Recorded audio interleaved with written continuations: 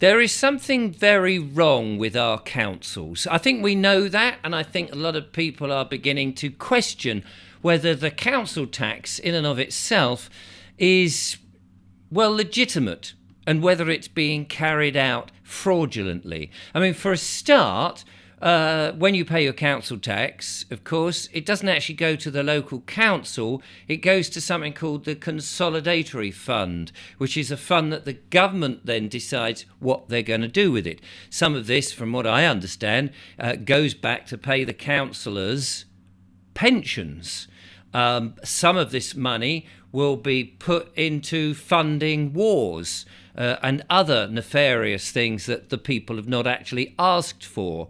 So where is that money going, and what is it being spent on if it's not going to the people in the council area, i.e. the towns and the villages who are paying the money? And why is that the case? To my mind, we need a completely different system because it does seem to be hurting people. Now, a lot of people are getting behind with their council tax because there's a lot of things the government have instigated. There's the fuel crisis that we've got. People are paying a lot of money. The government wants you to get rid of your diesel car and have electric vehicles, and they're going to be probably causing a lot of fuss when they want you to upgrade the insulation of your home and things like that. So, and people are just naturally trying to find the best way to contribute to their environment, their town and village. And a lot of people are getting into trouble. And of course, some people are saying, well, actually, this tax is fraudulent and I'm just not going to pay. And they're asking for a contract to see where the contract is, where they've agreed to pay a negotiated price and the services that are being offered. Or they're asking for, where is the liability order? There's got to be a liability order. It can't just magically be by default a payment that you have to pay. Now, a number of people are challenging this, of course, to the councils, and the councils are clearly getting worried because they're putting up notices on their websites. And I wanted to have a look at one in particular, and this is at the Herefordshire website. And it's a notice here that you'll see about paying your council tax, and it talks about the free man on the land argument. And they're now getting, it seems, it says, many queries and questions about free man on the land or common law. Common law. This information should be helpful, it says, for your whatever it says, to help with your questions. The free man on the land movement and similar common law groups believe that people are bound by the contracts and laws they have consented to. And I would have said that that is true. People are bound by contracts and laws they have consented to. Of course, if this is the law of contracts, all parties must be transparent, and everything should be in that contract and has to be agreed by everybody, and it has to be signed by both parties in wet ink. That's how contracts are drawn up. You can't, what kind of a system would it be if a contract is drawn up where only one person can say, well, this is the contract that you are going to have to agree by? So I have no problem with that statement. Yes, of course, we're all bound by contracts that we have consented to, and that is the important part of the message. However, contract law, it says here, and alleged rights under common law are not the same as legislation. No, quite right. Legislation, acts and statutes are something to do with corporations and have been made up by people who've decided things which you, as a living man or woman, may not want to agree with. But they'll not tell you that bit. Legislation here relating to administration, enforcement and collection of council tax. Right, okay. That's what they say. Let's see how it goes. The position in law, this might actually mean the position in legislation, not law. Law and legislation are two different things. And this is where they themselves are getting confused. The position in as they say, law, but legislation, is that you do not have a choice as whether you are liable for council tax. It's that liability that we need to understand. And saying that you're a free man on the land or a member of a common law group does not exempt anyone from paying council tax. Well, again, it depends if you're in the system.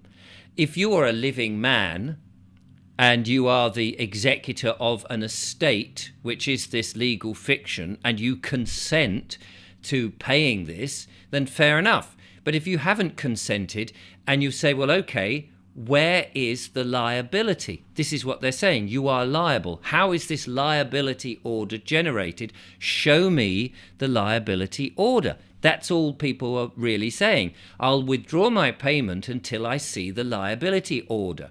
So let's see what they say to that. So here it is, liability for council tax. Where does it come from? Who is liable for the council tax? It's determined by the Local Government Finance Act of 1992, which is called the Act. Remember, Act is like theatre. It is only acting as law. It is the colour of law, but it's not actually law. It's legislation. And the regulations made under it.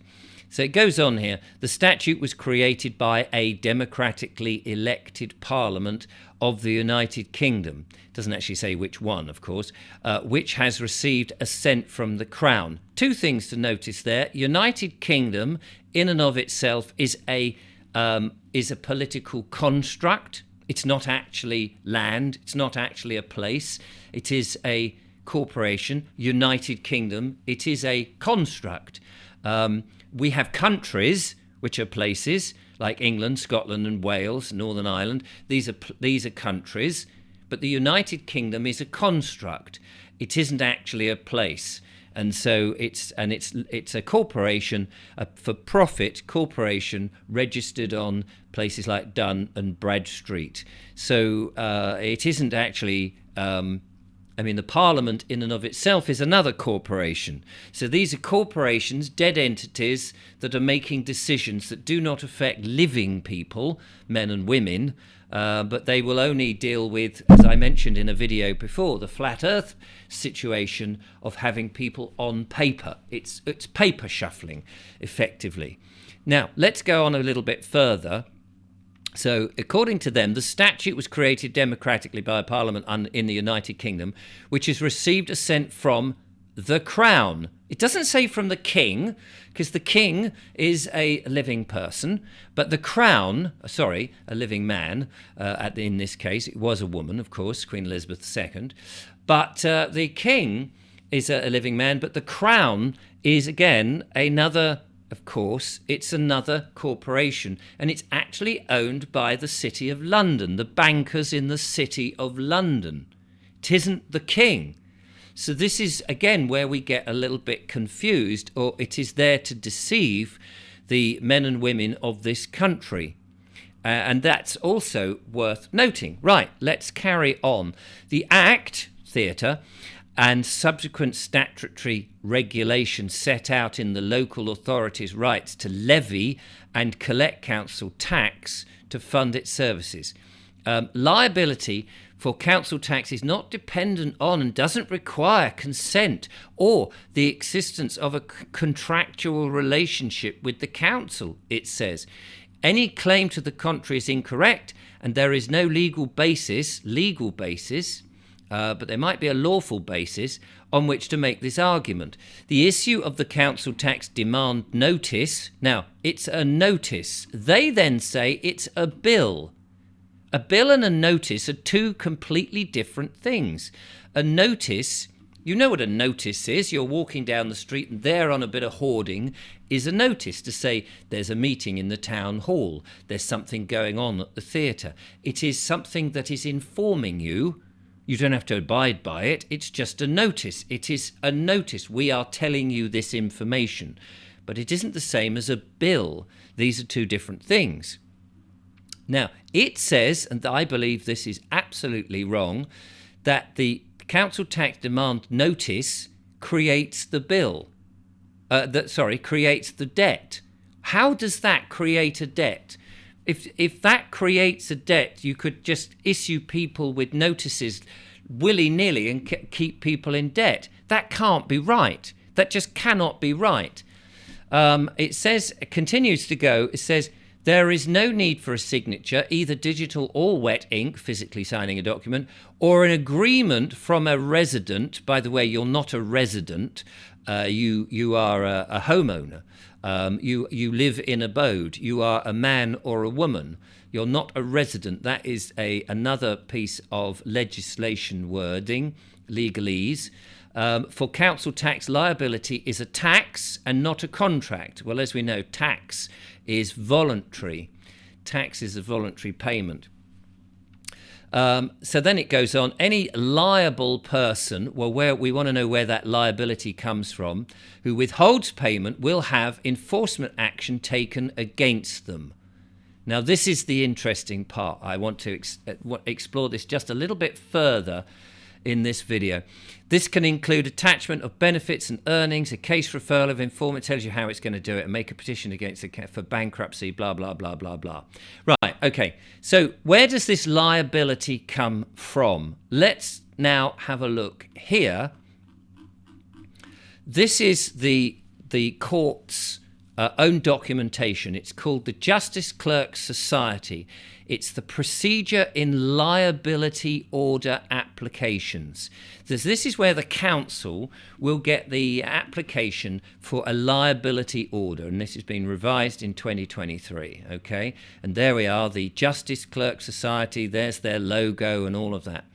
And so this is the procedure in applications, and we get the blurb about it and all of that. But I want to come down to point 3 here. Firstly, the procedure. Liability order application tells us how it all comes about.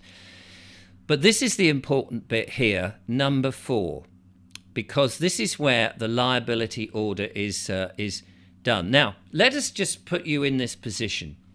You disagree, perhaps, with the council tax in how they've just explained that, and you're saying, okay, I'll happily pay if it's contributing to my locality, if the money's not going to the consolidatory fund, if the money I'm paying to the council is not actually going to killing people overseas in a war somewhere, because that's not what I'm agreeing to do as I reside. No, I don't reside. I live in an abode in my house, in my home. I don't want that to happen. And so where is the liability order generated? They're saying it's done in legislation. So you're challenging this, and you say, I'm happy to pay. Show me the liability order that means I've got to pay, not just a piece of legislation that says it's the Finance Act 1992. I want to see it. I want to see where it says that this is where I've got to pay. So you end up not paying, and they'll take you to court where they have to prove this. Now, this is where they have to prove the liability. And this is their document. I showed you that with the logo and everything. This is their document, okay? So this is where the liability order comes and is made. Now, you read this and see if you can make out what I find very difficult to understand. So the liability order is made when the presiding justice pronounces it, i.e., he says it, he speaks it. And it is recorded, look here, it is recorded in the court register. So they should be recording this in the court register. Since repeal of the prescribed order, there has been no court order. There has been no court-produced order. So this first sentence and the second sentence seems odd at each other. I mean, can you understand that? So look, let me just do that again. The order is made when the presiding justice there in court pronounces it. So he says there is a court order. It's recorded in the court register. So it's got to be written down on a bit of paper somewhere that anybody can go and have a look at.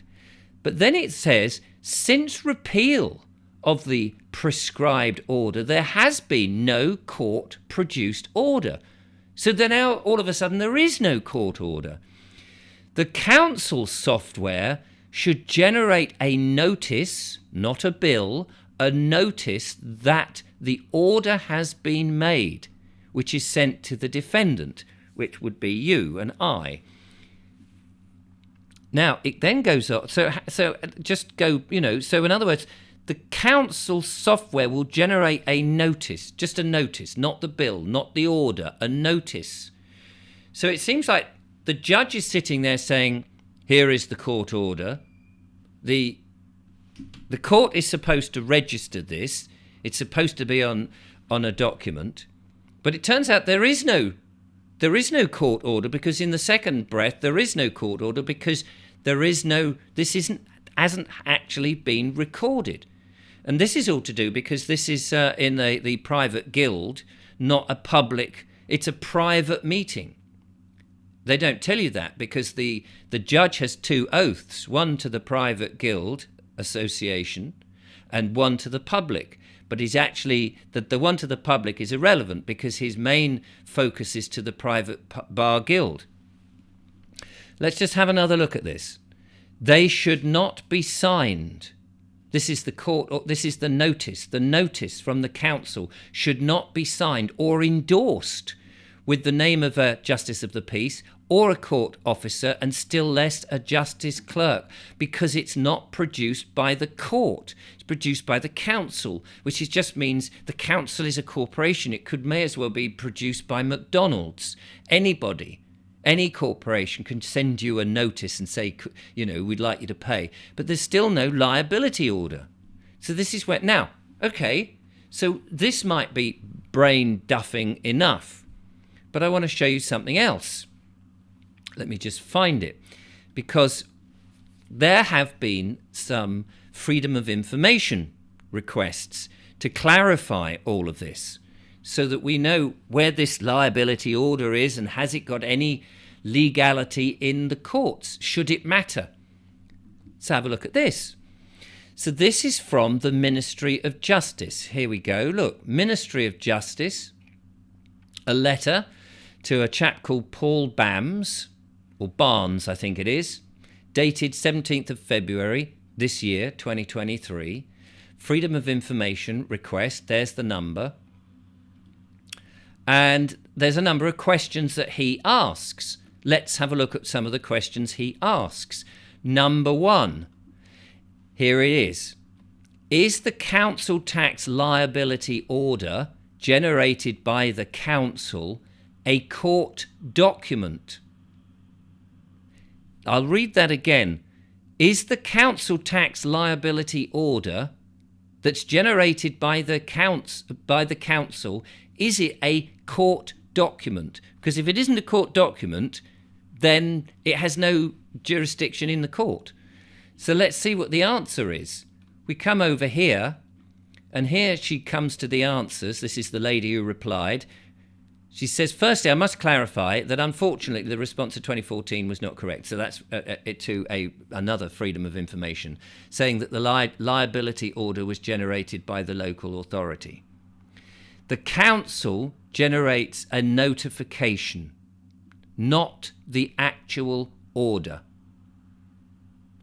And then in answer to the question, is the council's generated notice a court document? The answer here clearly is no.